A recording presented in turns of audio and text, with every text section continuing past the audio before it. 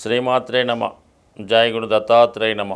ఈ వీడియోలో మనం అక్టోబర్ 1వ తారీఖు నుంచి డిసెంబర్ 31 మధ్యలో జరగబోయే త్రైమాసిక ఫలితాలు, మకర రాశి వారి ఆర్థిక స్థితి మీద ఏ విధమైన ప్రభావాన్ని చూపుతాయి, మరి ఈ రాశి వారికి ధన లాభాధిపతులు ఏ విధంగా ధనాన్ని ఇస్తారు, వాళ్ళ యొక్క బడ్జెట్ ప్లానింగు ఏ విధంగా చేసుకుంటే బాగుంటుంది మొదలగు విషయాలు ఈ విధంలో ఆర్థిక సంబంధించిన విషయాలు పరిశీలించే ప్రయత్నం చేద్దాం.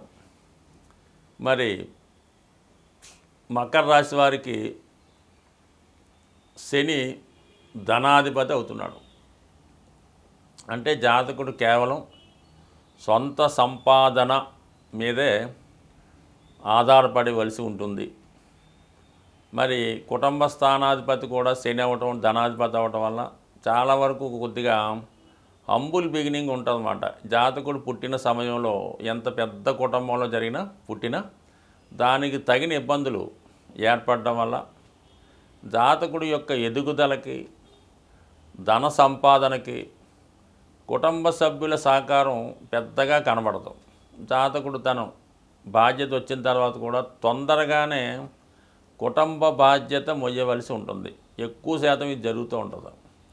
దానివల్ల చాలా వరకు చదువు మధ్యలో ఆగి కుటుంబ సభ్యుల్ని వాళ్ళకి ఏదో కొంత సంపాదించి ఫీడ్ చేయడం జరుగుతూ ఉంటుంది. కొంతమంది వేరే కారణాల వల్ల కూడా చదువు ఆగిపోయి ఇంకో విధంగా ధనం సంపాదించి ఏదో విధంగా కుటుంబాన్ని భారం వహిస్తూ ఉంటారు, కష్టపడుతూ ఉంటారు. బట్ నెమ్మదిగా వాళ్ళ యొక్క ఫైనాన్స్ గ్రోత్ ఖచ్చితంగా ఉంటుంది. అయితే ఏంటంటే చాలా స్లోగా ఉంటుంది అన్నమాట.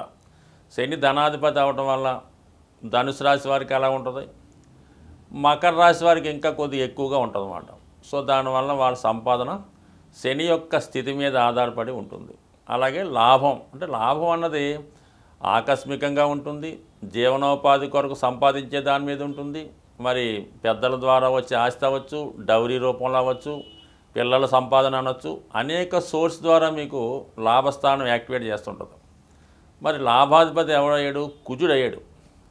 కుజుడు లాభాధిపతి అవ్వటం వల్ల ఏంటంటే మీకు అన్నదమ్ముల ద్వారా, వ్యవసాయం ద్వారా, భూముల ద్వారా, స్థిరాస్తుల ద్వారా ఆదాయాన్ని ఇస్తూ ఉంటాడు.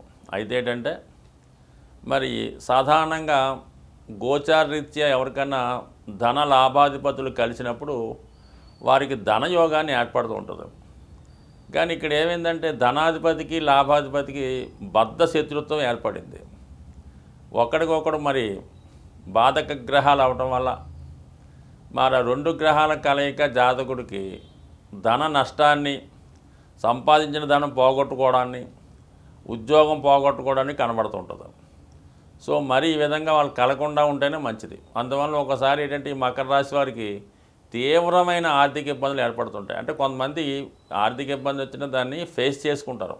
కానీ వీళ్ళకి వచ్చిన ఆర్థిక ఇబ్బంది ఎలా ఉంటుందంటే ఇంచుమించుగా ఒక 10-12 సంవత్సరాల దాకా దాని నుంచి కోలుకోలేకపోతుంటారు అన్నమాట. అంత దారుణంగా ఉంటుంది. అలాగే సంపాదన వచ్చినా కూడా అంత గొప్పగా రావడం జరుగుతూ ఉంటుంది. వాళ్ళకి ఎలా ఉంటుందంటే ఎప్పుడో కొన్న భూమి పెరగడం వల్ల, ఇది పెద్దవారు ఆశ ద్వారా సడన్గా వారు కోటీశ్వర్లు అవ్వడం కూడా జరుగుతూ ఉంటుంది. ఏదైనా అది జరగవచ్చు, ఇది జరగవచ్చు. ఏదైనా వారి జన్మజాతకంలో ఉన్నటువంటి స్థితి మీద, జన్మజాతకంలో కుజుడు ఎంత బలంగా ఉంటే మకర రాశి వారికి జాతకుడు అంత తొందరగా అంత ధనవంతుడు అవుతాడు. ఒకటి ఇండస్ట్రీ ద్వారా లేదా భూముల ద్వారా. ఎందుకంటే శని కుజుడు రెండు కూడా వీటికి కారణం అవుతుంటాడు కాబట్టి ఆ విధమైనటువంటి గ్రోత్ కనబడుతుంటుంది. మరి ప్రస్తుతం శని రాశి వారికి ధనస్థానంలో ఉన్నాడు. అంటే ఒక విధంగా కుటుంబ బాధ్యతలు ఎక్కువ ఉంటాయి. అయితే ఎంత కష్టపడి ధన సంపాదించిన ఎకానమీ శని ఎప్పుడు కూడా ఎలా ఉంటుందంటే కష్టానికి తగ్గ ప్రతిఫలం ఇవ్వడం, కేవలం అనుభవాన్ని ఇస్తూ ఉంటాడు. సో ఆ కారణం వల్ల ఏంటి ప్రస్తుతం అనుభవాన్ని సంపాదిస్తూ ఉంటాడు జాతకుడు. డబ్బు ఎలా దాచుకోవాలి, ఎలా సంపాదించాలి, ఏ విధంగా దాన్ని ఉంటే డబ్బు మన దగ్గర ఉంటుంది, ఏ విధంగా వేస్ట్ చేయకూడదు, ఇటువంటి ధనం సంపాదించి కూడబెట్టుకోవడానికి తగిన మెలకువలు, అనుభవం రావడం జరుగుతూ ఉంటుంది. అయితే కొంతలో కొంత బెటర్ ఏమవుతుందంటే ప్రస్తుతం శని భగవానుడు ఈ నవంబర్ 15 వరకు కూడా వక్రగమనంలో ఉండడం వలన జాతకుడికి ఏంటంటే 1+1 ఆఫర్లా ఉంటుందన్నమాట. ఏదైనా కష్టం వస్తే 2 రకాలుగా ఉంటుంది. సో అది ఈ 1+1 ఆఫరు నవంబర్ 15 తర్వాత శని రుజుమార్గంలోకి రావడం వల్ల సాధారణంగా అక్కడి నుంచి కొంత స్టేబుల్ అవుతుంది అన్నమాట. అంటే ఇంచుమించుగా ఏదో ఒక అనవసర ఖర్చులు లాంటివి తగ్గి కుటుంబంలో కొందరికి ఆదాయం పెరగడం వల్ల, కుటుంబం నుంచి కొందరు వెళ్ళిపోవడం వల్ల, ఏదో కారణాల వల్ల విడిపోవడం వల్ల కొంత బడ్డీని తగ్గే అవకాశం ఉన్నది. సో ఇది పక్కన పెడితే ముఖ్యంగా కుజగ్రహం ప్రస్తుతం 6వ స్థానంలో అక్టోబర్ 20 వరకు కూడా సంచరిస్తూ ఉన్నాడు. ఇది కొంతవరకు కొంతలో కొంత రుణ ప్రయత్నాలు ఫలించడానికి, కష్టపడి ధనం సంపాదించడానికి అనుకూలంగా ఉంది. అయితే అక్టోబర్ 20 నుంచి ఇంచుమించుగా మనం అనుకున్న డిసెంబర్ 31 దాకా కూడా కర్కాటక రాశి అందే సంచరిస్తూ ఉంటాడు. వీళ్ళకి 7వ స్థానం అయింది. మరి ఈ కారణం వల్ల ఏమవుద్దంటే ఈ సమయంలో పార్ట్నర్స్ మధ్య అయినా గొడవలు వచ్చి వ్యాపారం రద్దు చేసుకోవడం వల్ల ఆ విధంగా కొంత ఆదాయం రావచ్చు.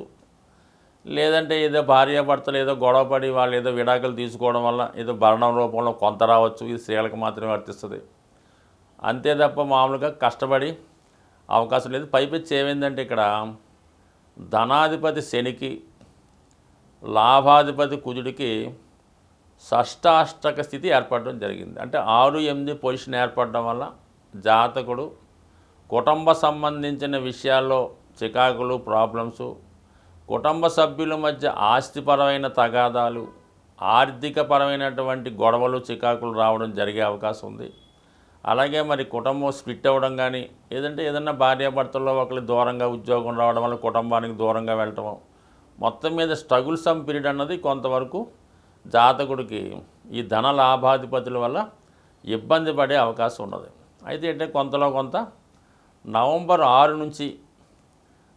6 నుంచి డిసెంబరు 2 మధ్యలో శుక్రుడు లాభస్థానంలోకి రావడం వల్ల, అలాగే అక్టోబర్ 29 నుంచి ఇంచుమించుగా జనవరి అంటే డిసెంబర్ ఎండింగ్ వరకు కూడా బుధుడు లాభస్థానంలోకి రావడం వల్ల కొంతలో కొంత ఆర్థికపరమైన సపోర్టు కుటుంబ సభ్యుల ద్వారా కానీ, మీ యొక్క అదృష్టం పూర్వపుణ్యం ద్వారా కానీ కొంతలో కొంత మీకు ఫైనాన్స్ సపోర్టు వస్తుంది.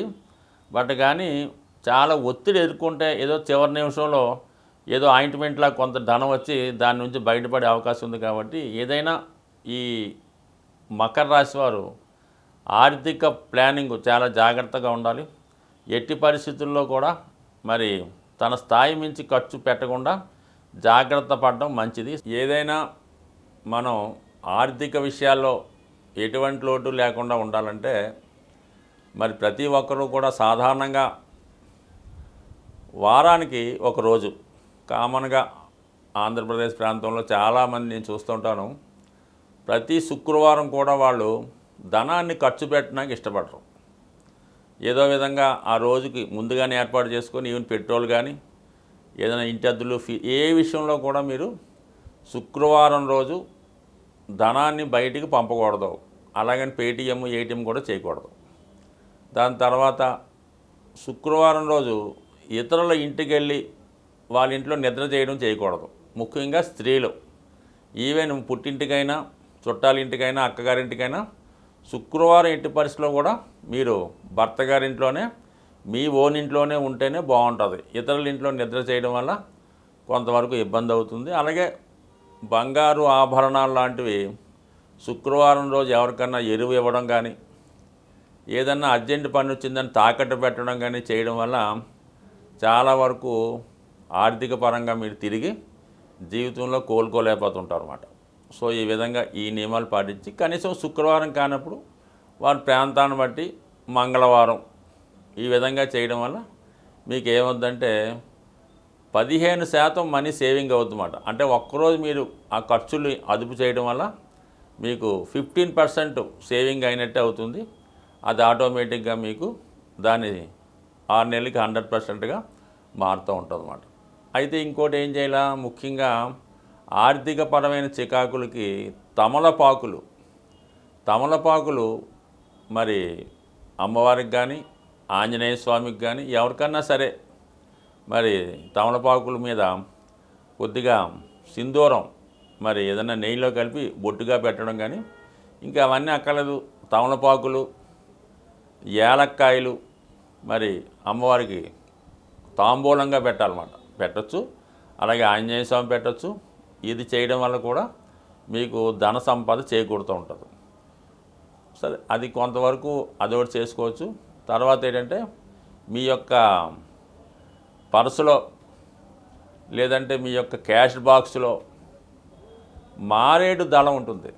మారేడు దళం అది ఏదైనా శివాలయంలో కానీ అమ్మవారి గుడిలో కానీ పూజ చేసింది ఒక మారేడు దళాన్ని తీసుకొని మీరు అది మీ పర్సులో పెట్టుకోండి. నిత్యం ధనం కలకలాడుతూ ఉంటుంది. ఎంత వాడిపోయినా ఎంత మాడిపోయినా ఈ మారేడు దళం మీరు పాకెట్లో పెట్టుకోవడం వల్ల కానీ పర్సులో పెట్టుకోవడం వల్ల జరుగుతుంది. ముఖ్యంగా మీరు ఒక అప్పు కొరకు వెళ్తున్నా, ఒక బ్యాంకు పని మీద వెళ్తున్నా, ఏ ఆర్థికపరమైన పని మీద వెళ్ళినా కూడా మారేడు దళం మీతో తీసుకెళ్ళడం కానీ ఇంకా మీకు దొరికితే ఆ మారేడు దళాలతో మరి శివాలయంలో పూజ చేసి మారేడు దళంతో అర్చన చేయించి అందులో ఒక దళం తీసుకొని మీరు ఏ పని మీదన్నా వెళ్ళండి. ఆఖరికి భార్యాభర్తలు ఇడిపోయి ఉన్న రాజీ కొరకు మీరు వెళ్తున్నా కూడా అది ఖచ్చితంగా పూర్తి అవ్వడం జరుగుతూ ఉంటుంది. ఇది అద్భుతమైన రెమెడీ కాబట్టి ఇది కూడా మీరు నిరభ్యంతరంగా పాటించవచ్చు. అలాగే మరి కొంతవరకు ఒక పటిక బెల్లం ముక్క, చిన్న పటిక బెల్లం ముక్క ఇదే లేదా క్రిస్టల్స్ కానీ చిన్న చిన్న క్రిస్టల్స్ కానీ ఒక కవర్లో పెట్టి ఎప్పుడు మీ పాకెట్లో పెట్టుకోండి. ఏ పని మీద వెళ్ళినా కూడా అది మీ దగ్గర ఉంచుకుంటే 100% మీకు ఆ పనులు సక్సెస్ అవుతాయి. అలాగే ముఖ్యంగా చీమలకి, నల్ల చీమలకి పంచదార ఆహారంగా వేయడం వల్ల కానీ, చెరువులో అది చేపలు ఉంటాయి కదా, ఆ చేపలకి బిస్కెట్లోకి ఏదో ఒకటి ఆహారంగా వేయడం వల్ల కానీ, మరి అలాగే గోవుకి అరటిపళ్ళు, పసుపు రంగు అరటిపళ్ళు పెట్టడం వల్ల ఇవన్నీ కూడా జాతకుడికి అదృష్ట యోగాన్ని, సూక్ష్మంలో మోక్షంగా ధనం సంపాదించడానికి కారణమవుతుంది. స్వస్తి.